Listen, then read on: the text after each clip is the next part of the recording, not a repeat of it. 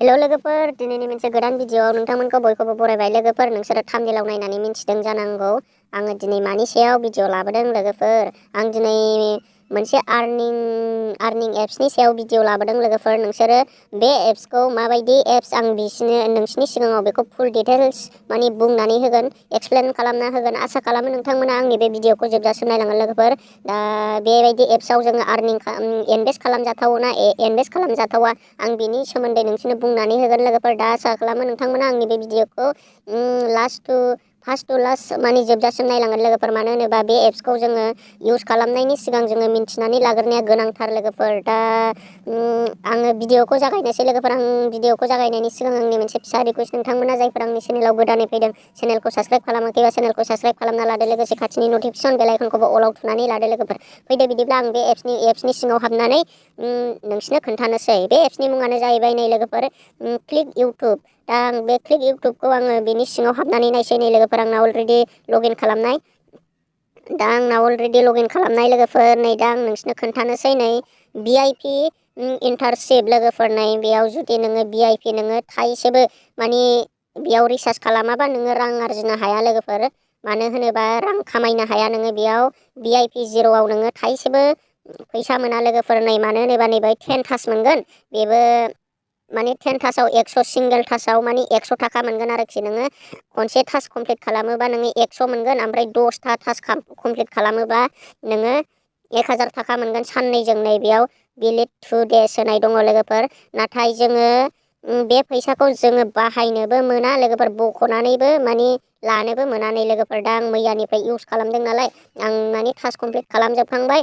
दा आंनि एकाउन्टाव दङ टटेल 2000। नै लोगोफोर, दा नोंसोरो सानगोन बे फैसाखौ मोनगोन ना मोना। लोगोफोर, बे 2000 फैसाखौ जोङो बख'नो मोना। लोगोफोर, मानो होनोब्ला बेयो VIP गारनायावसो माने VIP बायनायावसो जोंखौ माने हेल्प खालामगोन, मदद खालामगोन। लोगोफोर, बेखौ जुदि नोङो VIP बायगोन होनबासो नोंनि बे फैसाखौ नोङो मोनफिनगोन। लोगोफोर, माने बे फैसाया जुदि नोङो नैबे 2000 दंखायोना, दा आंनि वालेटाव दा 2000 दङ, एगजामपोल लाबाय। ओमफ्राय नोङो जुदि बे VIP 1खौ बायनोबा बेहाय खारफादेरगोन आरोखि। नोङो 980 थाखा सोनांगोन होनबाबो। दा आङो जुदि VIP 1खौ बायनोबा आङो 980 थाखाखौ सोनांगोन। नै लोगोफोर, दा VIP 1आव 2980 थाखा नालाय आङो 980 थाखाखौ आङो रिसार्ज खालामनानै माने VIP 1खौ बायनो हागोन। लोगोफोर, नै VIP 1खौ बायोबा जोङो खनबा टास मोनगोन, माने सानसेयाव खनबा। ओमफ्राय बे खनसे टासाव जोङो 20 थाखा खरि मोनगोन मोनसे टासाव। होनबा जोंना खनबाजों बेसेबां जागोन? 100 थाखा। मानो होनोबा जोङो सानसेयाव 100 थाखाल' आर्निं खालामनो हागोन। लोगोफोर, जुदि VIP 1खौ बायोबा।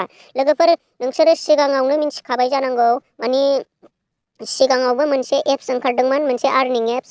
बे एप्सनि मुङानो जाबाय अमिनिकम एप्सजों सेम टु सेम। लोगोफोर, मानो होनोब्ला बेयाव नामाल' चेन्ज खालामदों। दा जेरखम टास कमप्लिट खालामनाय, रिसार्ज खालामनाय, माने बेफोरो बै अमिनिकम बायदिनो। लोगोफोर, आंनि मोन्दांथियाव आङो बेखौनो बुंनो सानो। लोगोफोर, नोंसोरो बेबायदि एप्सनिफ्राय गोजानाव था। मानो होनोब्ला बेबायदि एप्सआव माने इनभेस्ट खालामलाबायनो नाङा। लोगोफोर, इनभेस्ट खालामनानै माने गावनि थाखाखौ ओरैनो दैयाव थांहोनो नाङा। लोगोफोर, जाय प्रफिट जाग्रायासो जायो, जाय जायिया जाया। लोगोफोर, मानो होनोबा जोङो रिसार्ज खालामनाय फैसाखौनो मोनफिना अबेबा एप्सनिफ्राय। मानो होनोबा जोङो थैनो गोनां जायो। मानो होनोबा जोङो बैबायदिखौ लब जानानै जोङो रिसार्ज खालामफ्राङो, उनावहाय फैसाखौ मोनफिना।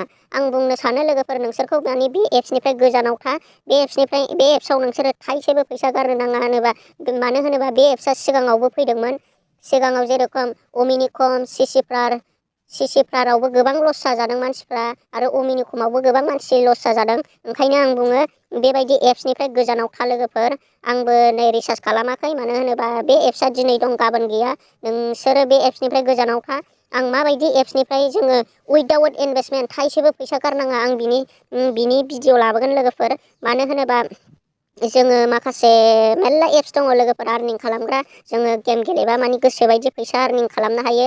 आंनाव मोननै मोनथामसो एप्स दङ। माने गेम गेलेबा नोंथाङा जुदि गेमखौ गेलेनो रोङोबा, गेम गेलेनो हायोबा नोंथाङा माने आर्निं खालामनो हागोन। माने आं बिनि भिडिअ लाबोगोन। नोंसोरो बैबायदि एप्सखौ इउज खालामनो जाय जोङो थाइसेबो फैसा गारनाङा। जोङो गेम गेलेबानो माने जोङो फैसा मोनो। माने बेबायदिखौ जोङो इउज खालामनो रोंनांगोन। जोङो बेनिफ्राय गोजानाव थानांगोन। लोगोफोर, मानो होनोबा बियो बियो जोंखौ माने लस खालामग्रासो, जाय लाब जाग्राया जागोन, जाय लस जाग्राया जागोन। लोगोफोर आं बेखौनो बुंनो सानो नोंसिनि गेजेराव, नोंसोरो बे एप्सआव थाइसेबो फैसा गारनाङा। मानो होनोबा जोङो सिगाङाव जाबायदि लस जाबाय आरो बे एप्सआव जोङो लस दा खालाम। आं लस जाजानायखौ लुगैया। नै लोगोफोर बेयाव मानसिखौ मानि लब खालामदों लोगोफोर। नै बेयाव बुंदों भेलिडिटि फर 365 दे, मानि बोसोरसे थागोनखौ बुंदों लोगोफोर। बेथ' बोसोरसे थाया, आं 100% गेरेन्थि बुंनो हायो बे एप्सआ मालाबाबो बोसोरसे थानाय नङा लोगोफोर। नै बेयाव जुदि लिरनानै होबावदों, नै फार्स्ट माने जुदि नोंथाङा नोंथांनि लोगोखौ सोयोबा नोंथाङा 15% कमिसन मोनगोन। ओमफ्राय सेकेन्ड लेभेल आपग्रेड खालामोबा 10%, ओमफ्राय थार्ड लेभेल आपग्रेड खालामोब्ला माने 5% मोनगोन नोंथाङा। माने जाय लोगोआ नोंथाङा बै नोंथांनि लोगोआ थार्ड लेभेलखौ आपग्रेड खालामोबा नोंथाङा 5%। लोगोफोर नोंसोरो बे एप्सनिफ्राय गोजानाव था। बे एप्सआव माने रिसार्च खालामनाङा। आं बेखौनो लुगैयो, बेयो सिगांनि जेरै एरै अमिनिकमा जेरै एरै बेबो बेबायदिनो, ओंखायनो अमिनिकमा जेरै खारदों बेबो बेबायदिनो खारगोन लोगोफोर। आसा खालामो नोंथांमोनाबो इनभेस्ट खालामा।